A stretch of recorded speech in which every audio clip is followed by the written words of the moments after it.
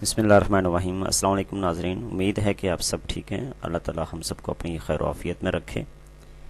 جی ہاں ناظرین، اس ویڈیو میں ہم آپ کو حضرت آدم علیہ السلام کے پتلے کے حوالے سے معلومات فراہم کریں گے کہ اللہ تعالیٰ نے فرشتوں سے گفت و شنید کے بعد فرمایا کہ میں زمین پر انسان کو بنانے والا ہوں، آدم علیہ السلام کو بنانے والا ہوں۔ اس حوالے سے اللہ تعالیٰ نے فرشتوں سے گفتگو کے بعد جبرائیل علیہ السلام کو زمین پر بھیجا تاکہ مٹی لائے اور حضرت آدم علیہ السلام کے پتلے کو بنایا جائے، لیکن زمین نے اعوذ باللہ پڑھ کر معذرت کر لی۔ اللہ تعالیٰ نے حضرت میکائیل علیہ السلام کو بھیجا تو ایک بار پھر زمین نے ان سے بھی معذرت کر لی۔ اس کے بعد اللہ تعالیٰ نے ملک الموت حضرت اسرائیل علیہ السلام کو مٹی لانے کے لیے بھیجا تو زمین بولی کہ خدا کی پناہ، میں اللہ تعالیٰ کے حکم کی نافرمانی نہیں کر سکتی۔ اس کے بعد حضرت اسرائیل علیہ السلام نے سیاہ، سرخ اور سفید مٹی لی اور اللہ تعالیٰ کے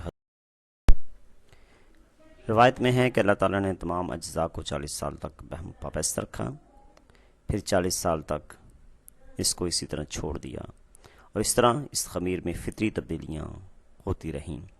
اس کے بعد اللہ تعالیٰ نے حضرت آدم علیہ السلام کا پتلا بنایا، لیکن ابھی اس میں روح نہ پھونکی۔ اس پتلے کو 120 سال کے لیے یوں ہی چھوڑ دیا، لیکن بعض روایات کے مطابق یہ مدت بھی 40 سال تھی۔